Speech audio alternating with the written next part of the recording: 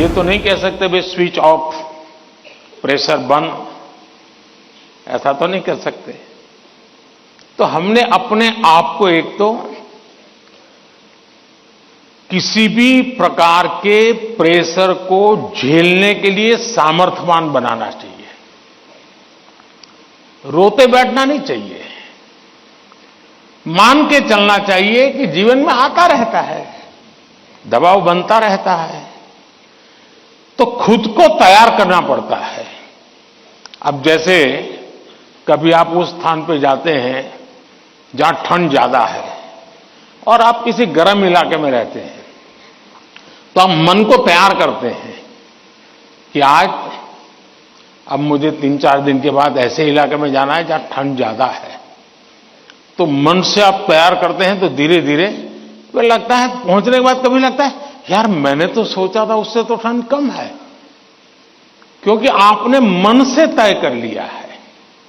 और इसलिए आप टेम्परेचर कितना है कितना नहीं वो देखने की जरूरत नहीं पड़ती, आपका मन तैयार हो जाता है। वैसे ही दबाव को हमने अपने तरीके से मन से एक बार इस स्थिति से जीतना है, ये तो संकल्प करना होता है। अगर जीवन में चुनौतियां न हो, स्पर्धा न हो,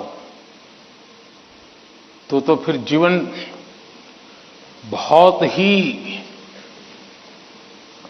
प्रेरणाहीन बन जाएगा, चेतनाहीन बन जाएगा।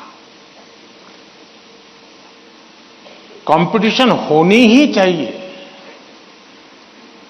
लेकिन जैसे एक सवाल में पूछा कालीकट से बच्ची ने, हेल्दी कंपटीशन, इसलिए कंपटीशन हेल्दी होना चाहिए। अब आपका जो सवाल है वो जरा डेंजर है और वो मुझे चिंता कराता है। शायद मुझे भी इस परीक्षा पे चर्चा पे इस प्रकार का सवाल पहली बार आया है। आपके दोस्त से आपको किस चीज की स्पर्धा है भाई? मान लीजिए 100 मार्क्स का पेपर है, अगर आपका दोस्त 90 ले गया तो क्या आपके लिए 10 मार्क बचा है क्या? आपके लिए 10 मार्क बचा है क्या? आपके लिए भी तो 100 है ना। तो आपको उससे स्पर्धा नहीं करनी है, खुद से करनी है। खुद से करनी है कि वो 100 में से 90 लाया, मैं 100 में से कितना लाऊं। उससे द्वेष करने की जरूरत ही नहीं है। एक्चुअली तो वो आपके लिए इंस्पिरेशन बन सकता है। और अगर यही मानसिकता रहेगी तो क्या करेंगे आप? अपने से तेज तर्रार व्यक्ति को दोस्ती नहीं बनाएंगे। आप ऐसे जिसकी कुछ चलती नहीं बाजार में उसी को दोस्त बनाएंगे और खुद बड़े ठेकेदार बन के घूमते रहोगे। सचमुच में तो हमसे प्रतिभावान दोस्त ढूंढने चाहिए। हमने जितने ज्यादा प्रतिभावान दोस्त मिलते उतना हमारा भी तो काम बढ़ता है। मां बाप हर बार अपने बच्चों को कोसते रहे, देख तू खेलता रहता है, देख वो किताबें पढ़ता है, तू ये करता रहता है, देख वो पढ़ता है। यानी वो भी हमेशा उसी का उदाहरण देते हैं। तो फिर आपके दिमाग में भी यही एक मानदंड बन जाता है। कृपा करके मां बाप इन चीजों से बचे। कभी कभी तो मैंने देखा है कि जो मां बाप अपने जीवन में ज्यादा सफल नहीं हुए हैं, जिनको अपने पराक्रम, अपनी सफलताएं, अपनी सिद्धियों के विषय में दुनिया को कुछ कहने को नहीं है, बताने को नहीं है, तो वे अपने बच्चों का रिपोर्ट कार्ड ही अपना विजिटिंग कार्ड बना देते हैं। किसी को मिलेंगे अपने बच्चे की कथा सुनाएंगे। अब ये जो नेचर है वो भी एक प्रकार से बच्चे के मन में एक ऐसा भाव भर देता है कि मैं तो सब कुछ हूं। अब मुझे कुछ करने की जरूरत नहीं है, वो भी बहुत नुकसान करता है। आप सोचिए, आज मोबाइल का जमाना है, स्टूडेंट के पास भी आपका मोबाइल होगा ही होगा। क्या कभी किसी स्टूडेंट ने आपको फोन किया है, कॉल पर कांटेक्ट किया है कि मुझे ये तकलीफ हो रही है, मैं चिंता में हूं? कभी नहीं किया होगा। क्यों? क्योंकि उसे लगता ही नहीं है कि मेरी जिंदगी में आपका कोई विशेष स्थान है। उसको लगता है कि आपका मेरा नाता सब्जेक्ट है, मैथ्स है, केमिस्ट्री है, लैंग्वेज है। जिस दिन आप सिलेबस से आगे निकल करके उससे नाता जोड़ोगे तो वो अपनी छोटी मोटी दिक्कतों के समय भी जरूर आपसे अपने मन की बात करेगा। अगर ये नाता है तो एग्जाम के समय तनाव की स्थिति पैदा होने की संभावना ही खत्म हो जाएगी। मैं तो कभी कभी पूछता हूं कई टीचरों को कि भाई आप 30 साल से टीचर हैं, जो पहले बार आपके यहां पढ़ाई करके गए होंगे शुरू में, अब तो उनकी शादी हो गई होगी, क्या कोई आपका स्टूडेंट अपना शादी का कार्ड देने आया था क्या? 99% टीचर मुझे कहते हैं कि नहीं, कोई स्टूडेंट नहीं आया। मतलब हम जॉब करते थे, हम जिंदगी नहीं बदलते थे। टीचर का काम जॉब बदलना नहीं है, टीचर का काम जॉब करना नहीं है, टीचर का काम जिंदगी को संवारना है, जिंदगी को सामर्थ्य देना है, और वही परिवर्तन लाता है। आज के युग में आईपैड के कारण, कंप्यूटर के कारण, मोबाइल के कारण मेरी लिखने की आदत धीरे धीरे कम हो गई है। जब भी एग्जाम में लिखना होता है, इसका मतलब हुआ कि मुझे अगर एग्जाम के लिए तैयार करना है तो मुझे अपने आप को लिखने के लिए भी तैयार करना है। आजकल बहुत कम लोग हैं जिनको लिखने की आदत है, और इसलिए डेली जितना समय आप अपने पठन पाठन में लगाते हैं स्कूल के बाद, उसका मिनिमम 50% टाइम आप खुद अपनी नोटबुक के अंदर कुछ न कुछ लिखेंगे।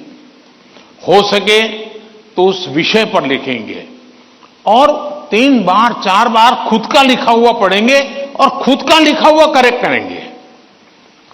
तो आपका जो इंप्रूवमेंट होगा किसी की मदद बिना इतना बढ़िया हो जाएगा कि आपको बाद में लिखने की आदत हो जाएगी।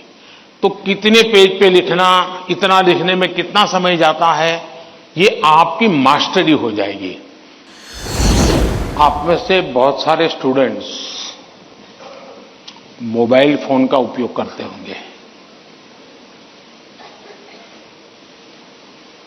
और कुछ लोग होंगे शायद उनको घंटों तक मोबाइल फोन की आदत हो गई होगी।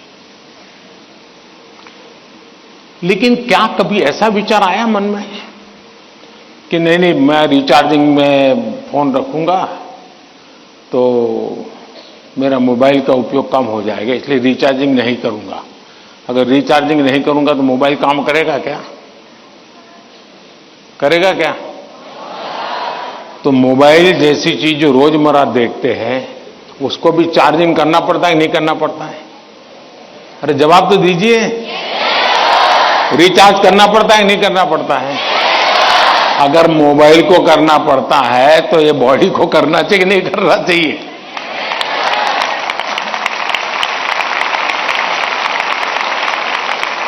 जैसे मोबाइल फोन में चार्जिंग ये मोबाइल की रिक्वायरमेंट है, वैसे हमारा शरीर का भी चार्जिंग ये शरीर की रिक्वायरमेंट है। आप ऐसा सोचो कि नहीं, पढ़ना है तो बस विंडो बंद, पढ़ाई, बाकी सब बंद। ऐसा कभी नहीं हो सकता है, जीवन ऐसे नहीं जी सकते हैं। और इसलिए जीवन को थोड़ा संतुलित बनाना पड़ता है। कुछ लोग होते हैं खेलते ही रहते हैं, वो भी एक संकट होता है। लेकिन जब आपको एग्जाम देनी हो, क्योंकि लौकिक लाइफ जीवन में इन चीजों का अपना महत्व है, इसको टाल नहीं सकते। लेकिन अगर हम स्वस्थ ही नहीं रहेंगे, अगर हम अपने शरीर में वो सामर्थ्य ही नहीं होगा, तो हो सकता है कि 3 घंटे एग्जाम में बैठने का सामर्थ्य खो देंगे, फिर 5 मिनट ऐसे ही करके बैठा रहना पड़ेगा। और इसलिए स्वस्थ शरीर स्वस्थ मन के लिए भी बहुत जरूरी है। नींद के विषय में भी अगर एक बार रील पर चढ़ गए, एक के बाद एक रील देखते ही गए, छुपाना चाहते हो ना,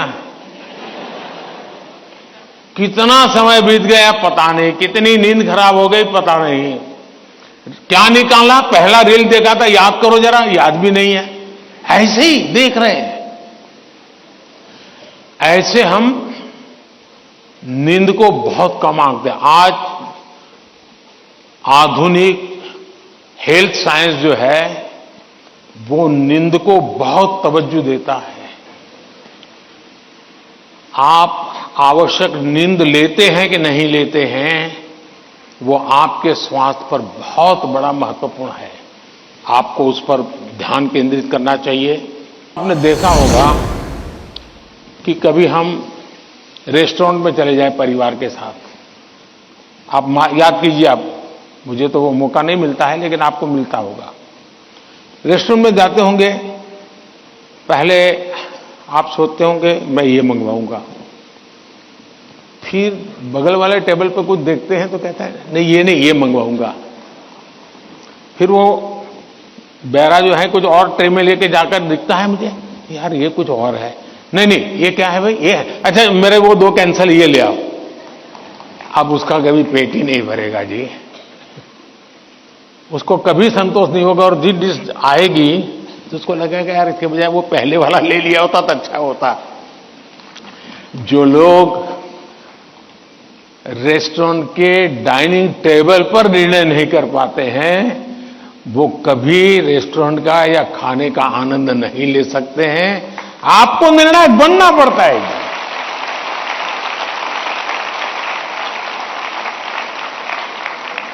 अगर आपकी मां आपको डेली सुबह पूछे आज क्या खाओगे, और आपके सामने 50 वैरायटी बोल दे, आप क्या करोगे? घूम फिर करके आ जाओगे, रोज खाते हो वहीं पर आके खड़े हो जाओगे। मैं समझता हूं कि हमें आदत डालनी चाहिए कि हम निर्णायक बने। निर्णय लेने से पहले 50 चीजों को हम बारीकियां देखें, उसके प्लस माइनस पॉइंट देखें, प्लस माइनस पॉइंट के लिए किसी से पूछें, लेकिन उसके बाद हम निर्णायक बने। और इसलिए कंफ्यूजन किसी भी हालत में आप किसी के लिए अच्छा नहीं है। अनिर्णायकता और खराब होती है, और उसमें से हमने बाहर आना चाहिए। पूरे परिवार में मिसट्रस्ट है, ट्रस्ट डेफिसिट है, और ये यानी आपकी बहुत अच्छी परिस्थिति को आपने पकड़ा है। आपने उसको प्रस्तुत तो ऐसे किया घर में कोई नाराज न हो जाए, लेकिन ये सोचने का विषय है टीचर के लिए भी और पेरेंट्स के लिए भी, कि ऐसा क्या कारण है कि हम ट्रस्ट डेफिसिट पारिवारिक जीवन में अनुभव कर रहे हैं। अगर पारिवारिक जीवन में भी हम ट्रस्ट डेफिसिट अनुभव करते हैं तो ये बहुत ही चिंता का विषय है। और ये ट्रस्ट डेफिसिट अचानक नहीं होती है, एक लंबे कालखंड से गुजर करके निकलती है। और इसलिए हर पेरेंट्स को, हर टीचर को, हर स्टूडेंट्स को बहुत ही बारीकी से अपने आचरण को एनालाइज करते रहना चाहिए। आखिरकार मां बाप मेरी बात पे भरोसा क्यों नहीं करते? कहीं न कहीं तो ऐसी बातें हुई होगी जिसके कारण उनका ये मन बन गया होगा। कभी आपने कहा होगा कि मैं अपनी सहेली को मिलने जा रही हूं, और मां बाप ने अगर बाद में पता चला कि आप तो उस दिन उसके यहां गई नहीं थी, तो ट्रस्ट डेफिसिट शुरू हो जाते। यार उसने तो कहा था वहां जाऊंगा, लेकिन बांडी जब वहां गए नहीं, लेकिन आकर के कह दिया कि मैंने तय किया था उनके यहां जाऊंगा, लेकिन रास्ते में मेरा मन बदल गया तो मैं वहां चला गई थी। तो कभी भी ये ट्रस्ट डेफिसिट की स्थिति पैदा नहीं होगी। और एक विद्यार्थी के नाते हमें जरूर ऐसा सोचना चाहिए कि कहीं ऐसा तो नहीं है कि मैंने कहा था मम्मी आप सो जाओ, चिंता मत कीजिए, मैं तो पढ़ लूंगा, और मम्मी चुपके से देखती और मैं सो रहा हूं, तो फिर ट्रस्ट डेफिसिट हो जाएगा। ये तो कह रहा था मैं पढ़ूंगा, लेकिन पढ़ नहीं रहा है, सोया पड़ा है। आप कहते थे कि मां मैं अब 1 सप्ताह तक मोबाइल को हाथ नहीं लगाऊंगा, लेकिन छुपके से दिख रहा है मां को, अरे, तो फिर ट्रस्ट डेफिसिट पैदा हो जाती है। क्या आप जो कहते हैं उसको सचमुच में पालन करते हैं क्या? अगर आप पालन करते हैं तो मैं नहीं मानता हूं कि पेरेंट्स को या टीचर्स को इस प्रकार की ट्रस्ट डेफिसिट की स्थिति पैदा होगी, आपके प्रति अविश्वास का कारण बनेगा।